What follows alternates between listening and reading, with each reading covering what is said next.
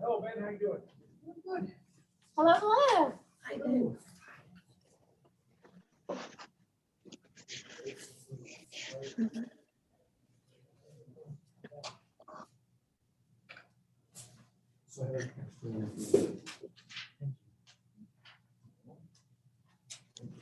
Dr. Gonzalez, did that work okay if I gave you time? Did that help? Time which way? Which end? Letting you know how much time we had left and kind of keeping you updated. Did that help? It does, right? Because I'm Okay. trying to see how long I can be with an answer, how short. So. Okay, I didn't want to add more stress to you because as soon as I started, I'm like, oh, am I making this worse for her? It's all, Okay. I can speak faster. Perfect. And Sam, I'll just wait for you to give me the go ahead that we're ready to roll. Good. Ready to go. Oh, perfect. Okay. All right. So for those of you joining us, I can't see you, but thank you for your time. My name is Molly Schwartzoff. I'm the Senior Vice President with Ray & Associates. Although I know you're not here to see me. I'm here working with Mr. Michael Collins, President of the firm, helping facilitate the superintendent search. And we've got about 45 minutes. We do have 7 questions submitted. So I do want to start off and let Dr. Gonzalez give a brief snapshot of who she is for about 5 minutes or so, and then we'll dive right into the questions. Okay, very good. Well, first of all, thank you for having me today. I'll have to say I've really enjoyed meeting with all the different focus groups and touring your facilities and getting out in the community today. So thank you for that. As you know from my bio that was released, I am from Virginia, and I started my teaching career in the Blue Ridge Mountains, which will definitely look like hills compared to your mountains here, but we love them all the same in Virginia. And I started teaching 5 years up in the Broadway High School in Rockingham County, and then due to some job transfers, and we moved down to the Richmond area. In the Richmond area, I taught in Chesterfield County for another 9 years, of which 6 of those years I was a department chair. And then I transitioned into a school improvement coach, really work on achievement. It was a majority minority school. So we had some challenges and achievement gaps that we needed to close. And we became a ESOL, it was called back then, an L Center, English Language Learner Center. And so our community really became even more so diverse as more families moved into the area. We also became an IB school while we were there, and we really prided ourselves in allowing our students to have those experiences and participate in those classes. From there, I went on to be a dean of students at a technical center in Chesterfield, and that was very diverse as well, with a lot of programs, and it really brought the academic world together with the relevant world of how to apply the trades or just other skill sets together. So I enjoyed my time there, and then I moved on to an alternative high school with children who were really struggling academically. They were behind, they were overaged, and or they were just not a good fit at their high schools. They felt like outcasts, and so they needed to go to this high school to have a sense of community. And so again, that was a majority minority school as well, and did a lot of improvement. So I had experience with high flyer students, had experience with the ESOL population, and then also students at risk at the alternative high school. So I had experience with all types of children and types of sizes of school divisions at that point. Then I transitioned into central office administration, and I worked as a coordinator of accountability and assessment. So I was the state testing coordinator, did all that for the division, but also the data. So as I started working early on as a school improvement coach and then into the school-based leadership, it was all about using data to inform our work. And so I did that at a division level because that's what my research is, and my doctorate is to work with data. And then I was able to go to a smaller rural division, Charles City, much smaller, but we had less people there. So I had to wear multiple hats and do a lot of things there. But it really gave me a sense of the work that a lot of the central office folks were doing. So I was able to learn a lot of the ins and outs of different people's jobs, which I felt like prepared me for the superintendency, where I'm currently a superintendent in Page County, where I had an understanding of the challenges and what people were going through in the jobs and the responsibilities that they had. And so it's not as diverse in Page. Nonetheless, we have a lot of diversity with our socioeconomics. And we're really struggling with our facilities up there. We have some buildings that are like over 100 years old. But I tell you, our crew keeps it in tip-top shape. And so we make do with the monies that we have. And so it's a privilege to be in front of you today and Just so you know, I have a couple of children that live here in the Salt Lake Valley and a couple of grandbabies. So that is why I was looking in this area for opportunities, as well as I have a couple of children, not where I live now, but in other parts of Virginia as well. So, but the grandbabies are winning out right now. So hence why, yeah, sorry, grandbabies went out. So hence why I'm looking for the position here in Salt Lake. Wonderful. All right. Thanks, Dr. Gonzalez. So we'll go ahead and get started with these questions. If you need me to slow down or repeat anything, just let me know. Okay. And then I'll let you know when we're about halfway, and then kind of keep you up to date as we get further along.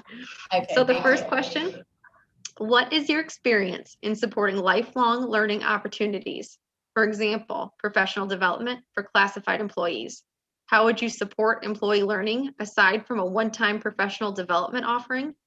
And how do you see classified employee professional development benefiting students? Okay. Well, it's like, let me start with this. You can't run schools without classified employees. They're the support system. So you have the instructional core with the teachers, no doubt, right? Doing things in the classroom. But unless you have everyone else, you have to get them to school, you have to feed them, you have to keep them warm, you have to keep the facilities updated. It's a team effort. And so my goal has always been to have the other staff always feel like that they're a part of the community, being treated with respect from other staff and students, but also being an integral part. So actually in Page County, we put it in our strategic plan to start annual professional development for our staff, because it shouldn't be a one and done. Everyone should have the opportunity to grow in their profession, regardless of what their profession is. We all want to get better at what we're doing. What's the latest techniques? What's the latest industry standards? And also just customer service, because all of us are serving our clients, and our clients are our students and their families. So all of us could learn in that regard. And so to have that, but I also would say that you need to look at what do people want. So I've surveyed staff before to say what most helps you to do your job better. And there is no reason, if we can do it for the teaching staff, we can do it for the classified staff. But it's a matter of making it work in the time frame that works for everyone. And so what we've been doing is when we instituted what we call academic and collaboration training days. And on those days, we bring the classified staff in to also get training, that they too should have those opportunities. So you have to kind of look at how the contracts are written as far as number of days and expectations, but building in the time that the staff wants to have. Don't put it on them, but to encourage them to say, hey, we're here for you to give you what you want. Tell us what you want. This is what we'd like to do for you. Does this fit? It's about having a conversation and make sure we're supporting one another. Wonderful. Second question, what is your experience working with employee unions in a right to work environment? How would you build working relationships with employee unions and employees? What role does shared governance play in building these relationships? Okay. Virginia does not have unions, but we have very strong groups, associations. And so my work with them has been, the best way to work is to have them as a partner at the table and to have those conversations. We have a very strong teacher education group out there. I'll have to be honest, it's not quite as strong with the classified employees in Virginia. But one thing that I did do, and I'm going to tell you specifically, well, now I got to digress. So let me finish the one piece, is to have them at the table. And what I always say is, I can't fix what I don't know. Come tell me. Let me explain. I find that a lot of times, sometimes, the rumor mill, the miscommunication, they hear a small piece of it and it gets taken out of context. I always feel like knowledge is power. That make people aware of what's going on, make sure they have a seat at the table so that we're getting their perspective. So one thing I did in Page is they had an employee advisory committee. Well, when I got there, I was like, well, where's the bus drivers? Where are the custodians? Where are the bookkeepers? I was like, where's everybody else? It was all made up of teachers. And I was like, well, then that would be a teacher advisory meeting committee and not an employee advisory committee. So I changed that and made sure that we had representation. And I let them pick who they wanted to represent themselves, to have them come to the table. So all the way down to making the school calendar. Bus drivers very much have an opinion about the school calendar, and what works for them, especially because a lot of them with their routes are able to hold down another job on top of it. So they weren't crazy about certain half days we had in the calendar. And same thing with your paraprofessionals. They wanted to have a say. And I wanted the input from the bookkeeper and the secretaries. Like, I wanted to know, we had the custodian at the table. And so it was about when we make decisions, even though it doesn't, if it seems like it's instructional, if we all support instruction, then shouldn't we know what's going on? So that if there's, what I always find is, I'm not going to remember everything. I need someone to remind me, did you think about this and this, that? So you have to have everyone at the table. So that's what I would look for, to make sure that everybody's represented. So especially when it came to negotiation times or contracts or just things that aren't working, to me, it's about picking the low-hanging fruit. If someone just makes me aware of what's going on, let's fix the low-hanging fruit, or let's at least have a conversation. So at the end of the day, we understand why it needs to be a certain way. Even if we might not totally agree with it, I find that the staff is way willing to do and go the extra mile if they have an understanding of what's going on. So you can't leave anyone out. You can't have the instructional core without the pillars to hold it up. And that's where you guys come in. You have to have it. You're part of the team. Wonderful. Tell us about your leadership style. Who are the major influencers, in your decision making? If decisions made affect classified employees, including a reorganization, to what extent would you involve employee reps in those decisions? Okay. My leadership style is one that I am very much a visionary. I think outside the box.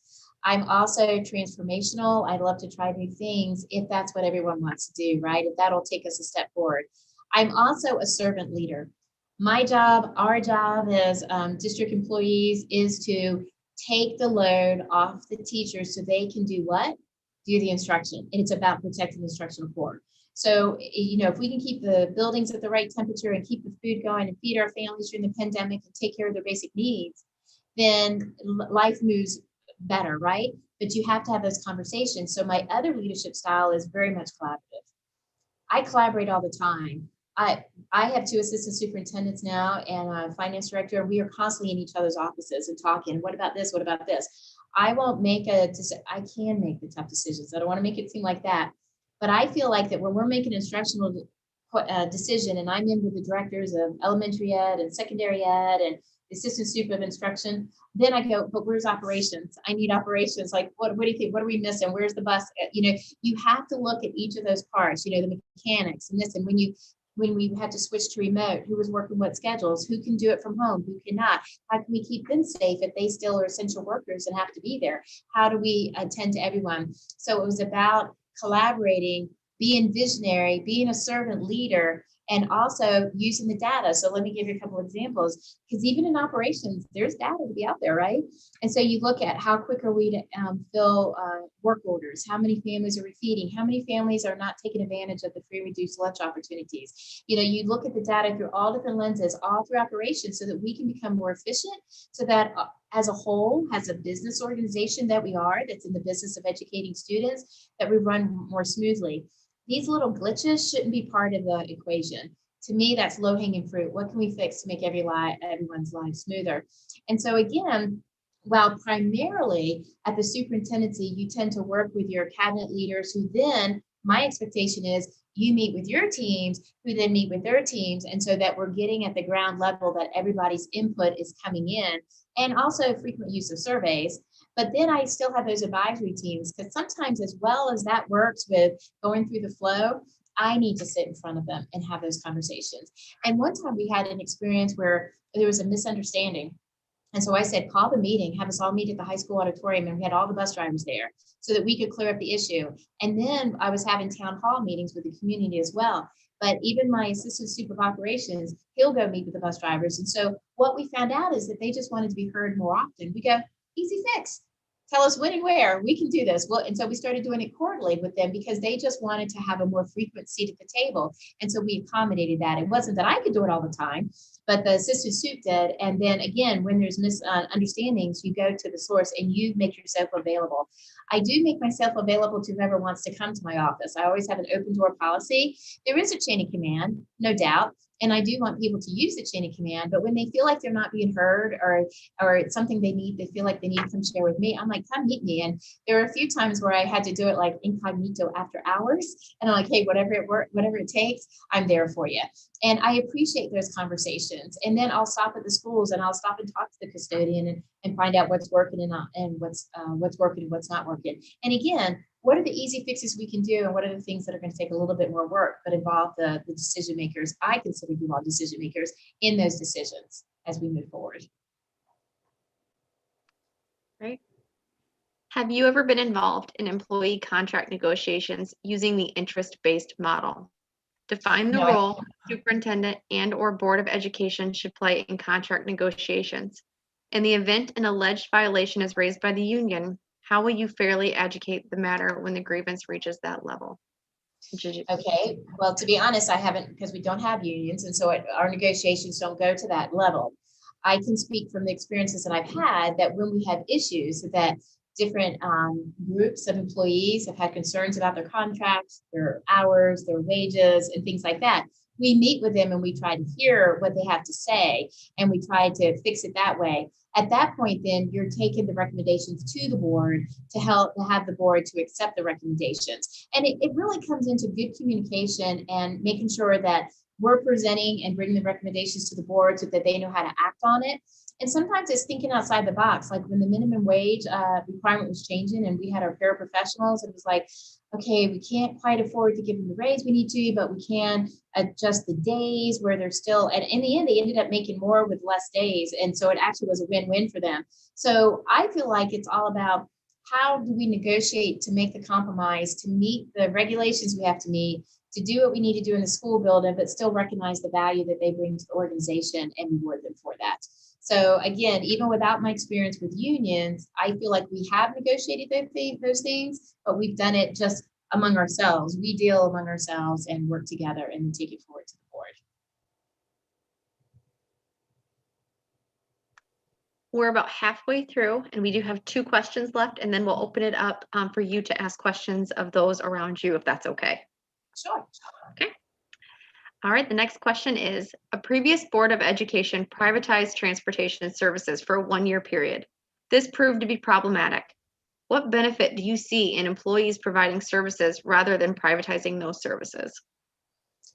In the Virginia area, believe it or not, we've had some school divisions privatize different services, including custodial services. I think there's something to be said about growing your own and having your own, take care of your own. I think it's a family, and I think that there's pride taken when the mechanics are fixing your own buses and your own cars, when the custodians are cleaning your own buildings and taking pride in it, and they know the kids and they know the teachers and they're meeting their needs. I think that transportation, think about it. The transportation is the first contact that our children have with a school employee when they wake up in the morning.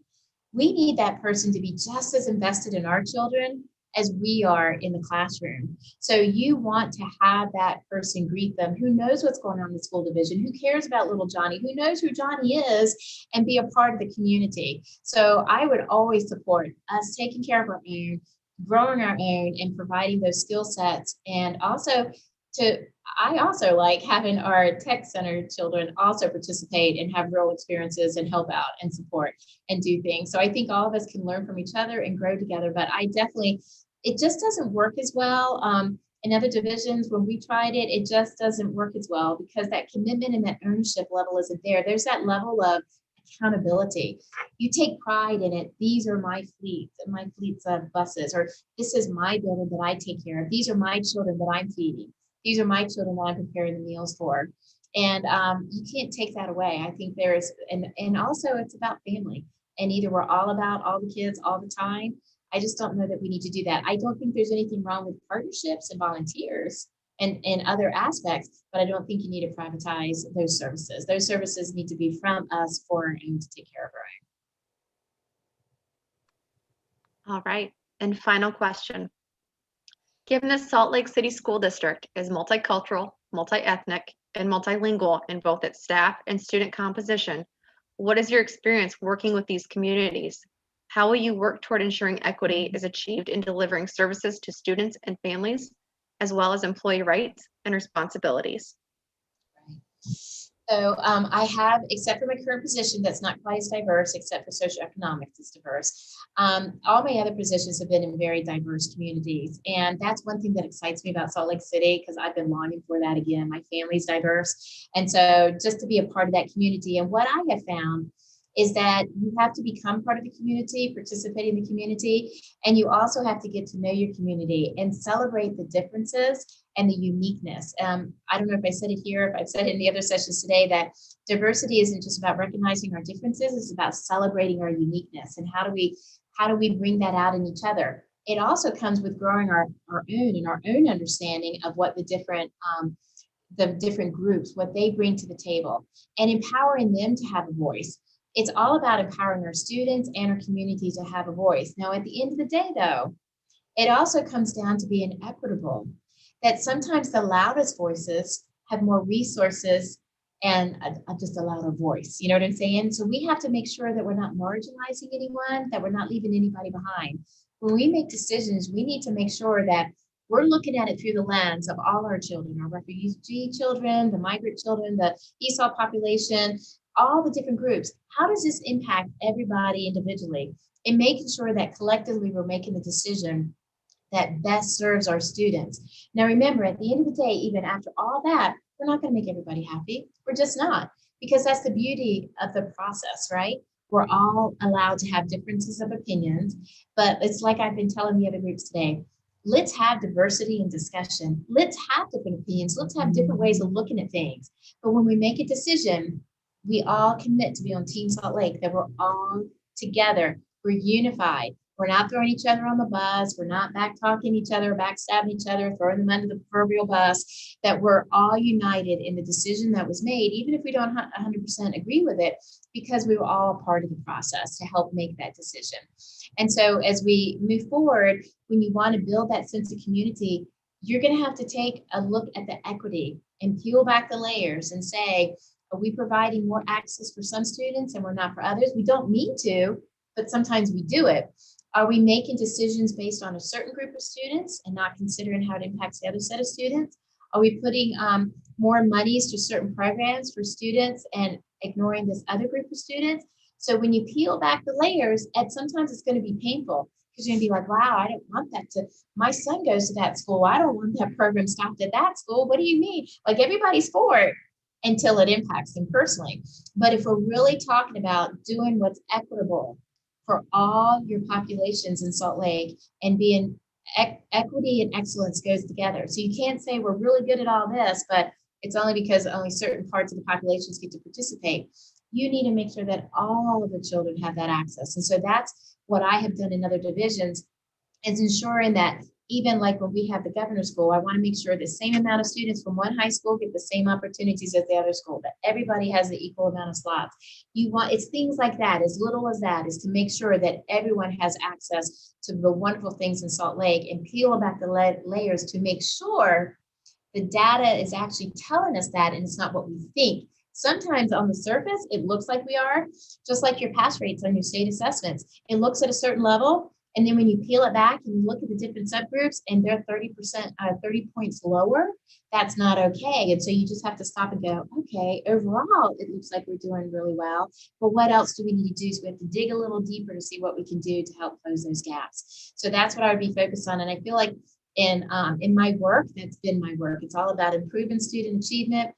And my mantra is always increase student achievement, close the achievement gaps, and increase graduation rates with students prepared for the next phase in their life. So it's not just about graduating, it's about graduating with a skill set, whether they have tech ed experience and that skill set, or whether they're taking preparation classes to go on to college. It's all okay. We're going to prep them so that they have choices. We can empower our students by giving them more knowledge and more opportunities, and giving them a voice so that they feel empowered, that they're prepared to go any direction they want to go. And you know what? After a couple of years, they can switch it up and try something else too. It's all good. All right, that is it for our submitted questions. I am showing that we have about 20 minutes left, so we've got plenty of time. If there's any questions you would like to ask the group around the table that I can't see, otherwise, oh, I do believe we got one in the Q&A as well. Okay. So we'll go ahead and we'll go off the chat if you don't mind, Dr. Gonzalez, and then we'll start questions. Okay. All right. Perfect. All right. This came from, I'm not going to say his name. We'd all like to keep our jobs, especially in these times. How would you deal with popularity versus making the right decision? I think it comes down to you really need to look at job performance. I know there's practices in all school divisions about seniority and who's been there the longest. But at the end of the day, if we're about equity and excellence, then we really need to look at it on job performance as well. And, you know, that's a controversial topic. But I got to say it, you got to be willing to have the courageous conversations. You have to look at that. But then, like I was telling the one group earlier today, it's about reciprocal accountability. So what that means is, if I have this level of expectation for you, for example, and you're not reaching that expectation, then I have the responsibility to grow you and support you in that role. And so I feel like that as central office employees, we need to help everyone in whatever position they're in to maximize their potential, to become the best version of themselves. Now, after all of that, if there's still not enough growth to meet the standards that the district has, then perhaps we just need to find a different position or a different role. You know, there's that proverbial school bus, and sometimes you're in the right seat or the wrong seat. Sometimes you just have to switch seats. And then all of a sudden the person's blossoming and they're doing a great job. Sometimes it's the same role, but in a different environment. So being willing to grow the people and support them and help them succeed and give them the support they need, and having those courageous conversations going, what's holding up? What's wrong? And sometimes you find out it's just a personality conflict with somebody and that can't be resolved, but perhaps having a new start in another building would make that go away, and boom, then you have a great satisfied employee again. But it really comes down to supporting one another, helping us grow with professional development, and also just addressing the needs and getting that training or that other level of skill set they need. Again, just like in the instructional core, when it's about building teacher capacity, it's also about building the support teams. It's about building all of us to help us do the best job that we can do. So like if you have bus drivers who have a hard time interacting with students and they get irritated by the behaviors on the bus, why not have a professional development about how to discipline a child and give them the skill sets they need to quiet down the children on the bus? We do it for teachers. Why aren't we doing it for bus drivers? So again, taking the time to train up and give them the skill sets they need to be just as successful, because everyone in this room interacts with children in some form or another, or they provide the service for children. So we need to make sure that what we're expecting you to do, that we're giving you the support and the skill sets you need to be able to do that job well. Again, at some point when it's not meeting standard after all these interventions, then maybe we have to find a different seat on the bus, or sometimes a different bus, you know, when you get down to it. Wonderful. Okay, that's all we've got for the Q&A chat right now. So let's go ahead and kind of flip the table a little bit. And Dr. Gonzalez, if there's any questions that you would like to ask those around you, now would be a great time. Okay, terrific. Well, I don't know who's in the audience, so you all have to tell me like your job or your first name is fine, and your role, your responsibility. And then if we could do that, and then if you could let me know and just what are the barriers you're seeing? What are some things as an incoming superintendent, because all pre-candidates are coming in from outside of Utah, and there's different processes and structures and procedures in place. What do you feel like you would like to have the new superintendent focus on and meet with you further, because there's got to be more discussion, but just, you know, at the 30,000 foot view, what would you say is an area of concern that we need to consider when we come in? We'll start right here. Okay. Hi, I'm Steve. Hi. And I represent office personnel, clerks, admin secretaries, and admin assistants. Perfect. We have about 134 across the district. Okay. In the past, we've had the superintendent has had the presidents of the employee groups of the unions meet on a monthly basis. We'd like to continue that. And I can see that you're open to that idea. Yes. Because of the open dialogue and the open door policy that Yes. you have. So what in that realm, what would you do to improve that dialogue, and what would you like of us to help you to succeed in the position? Well, when I come in, then what I would want to know is just more inclusively, what are the exact issues facing those specific employees? Like, what are their days to day? Again, what's the low hanging fruit that we can fix first? And I would want to have a list prioritize on what can we deal with, what's going to take more long-term vision and planning. And then I would want to continue that. That would be part of the superintendent's advisory committee right there, boom, and keep that going. And I'm not sure what all the topics they talked about, but I would want to make sure that it was time to talk about the issues that they're facing, but also what they're witnessing, what they're hearing through their lens, what they're seeing, and to provide me perspective on what we can do better, even if it's about something totally different from their role, but because they're in that important seat in the building and see so much, I would want to have that and have their feedback on things, but also have time to not only to look at their issues and what they're seeing, but also to bring up things we're thinking about and what are we forgetting. So I definitely welcome that. I'm really pleased to hear that the different groups have their associations and are so well organized. That's excellent. All right, right here. I'm Shay, and I represent Building and Grounds Association. Okay. And I think I kind of piggyback on what Steve said about the kind of just more of the communication from top down. The shared governance piece. Something I think in particular for Building and Grounds is keeping things in-house. That's probably our one of our bigger concerns versus contracting things out. Right. Do you work in concert with the city at all? Do you share services by doing city property, or is it strictly the school district manages the school property? Yes. Well, that's a lot of work in and of itself. You all have a lot of property, okay? But yeah, I think there's value in that. I will say I did have a gig doing the grounds crew at one of my college stints. You know what I'm saying? So Yay, go grounds. Yeah, I know how to lay some sod, some mulch, and all of that. Okay, so I can respect that job a whole lot because I did it too. But yeah, for sure. And what I want to know then is when you have these conversations with the other superintendents, did you all come in with each group meeting or was it one group selectively? Like, I'd love to hear the perspective from everybody in this setting. Is that how everybody met? Right, all at once. Okay, good. Because I want everybody at the table. No need to have multiple meetings, have everybody at the table. So that's excellent. So I totally support that. I think that needs to stay in-house because there's ownership in that, right? And seeing what the grounds look like and actually good job. Because I was out there and I know there's shoveled sidewalks and everything and somebody had to do that work. So thank you for that. Good job. And back here? I'm Ben Woolley. I'm your transportation president. Oh, very good. Can't do it without the buses, that is for sure. So tell me, so what are some of the barriers you're seeing and things you want me to consider?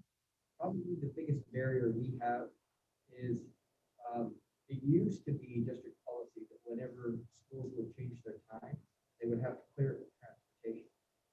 And somehow that has disappeared, and now school schedules and start times are beginning to fluctuate and go all over the place. And our district is unique in that we don't have head office set specific times for the school. Okay. To be efficient with transportation. Mhm. So with that freedom that they've had, we now have many routes that are single tier or single school, and transportation resources are really stretched because there isn't that. Let's talk to transportation before we make this decision about school schedules or before we structure it this way.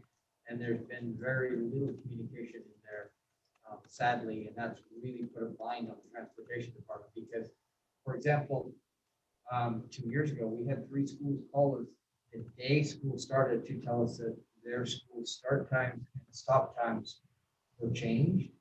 And one of the junior highs called us to tell us that they now had an early out on Fridays that we had no idea. So we've got all of our routes set up, we've got everything scheduled, we have all our resources allocated, and then suddenly we've got to rip it all up.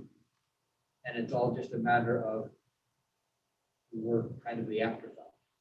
That's very interesting to hear. I'll have to say that in my current role, I can't imagine making a decision without checking with transportation. I'll just be honest with you.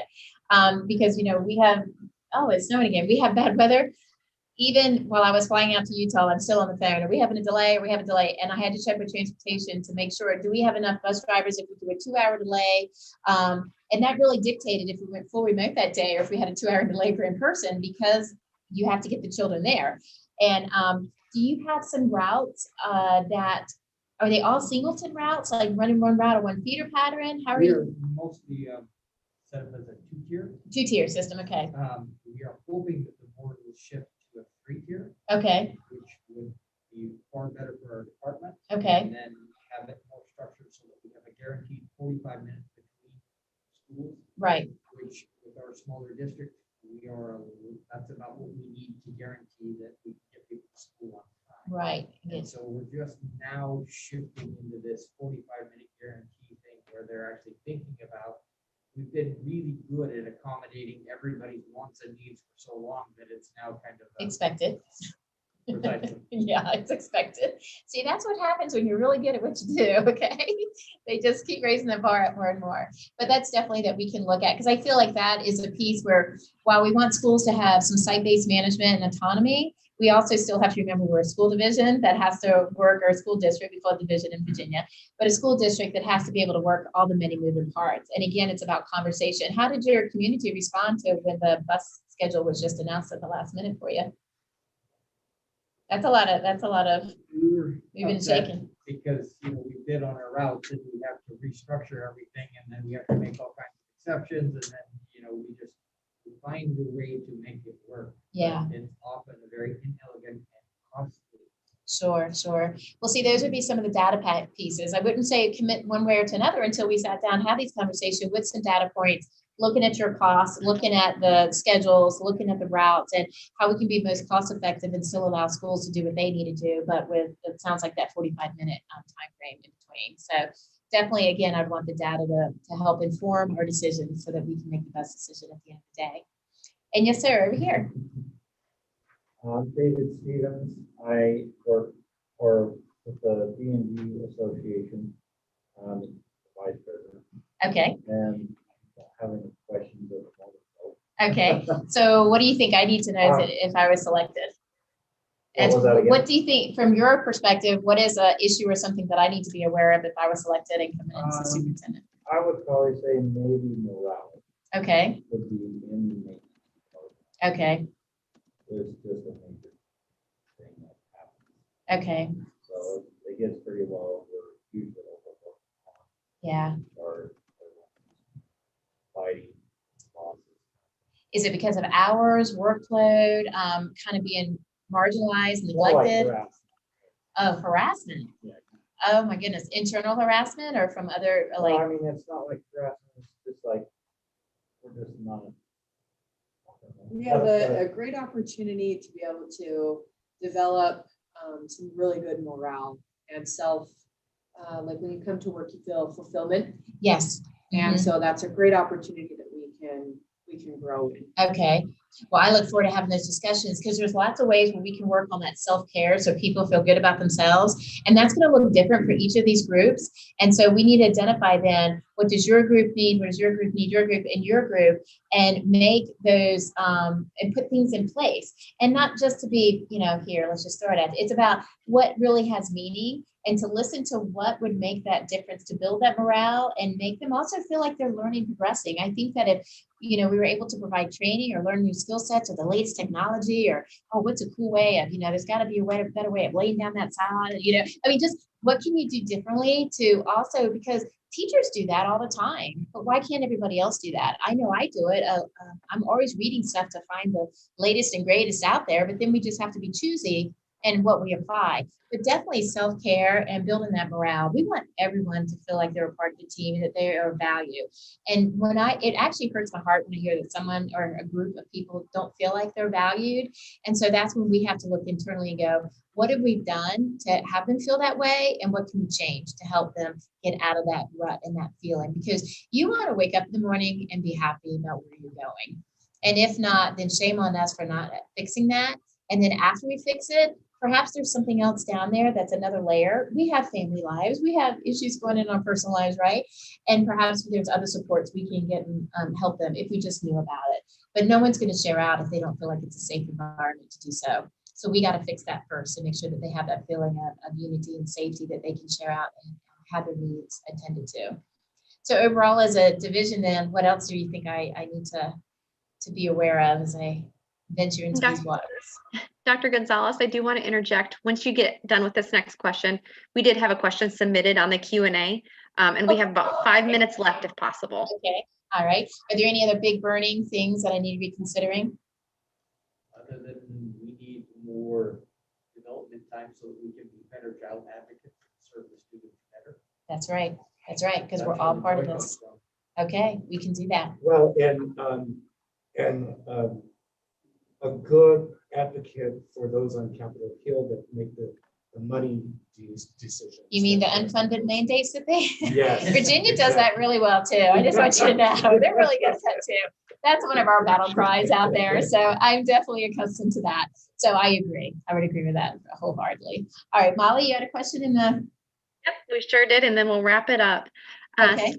Students are having to constantly and rapidly improve their technology skills, and so too have teachers and the staff.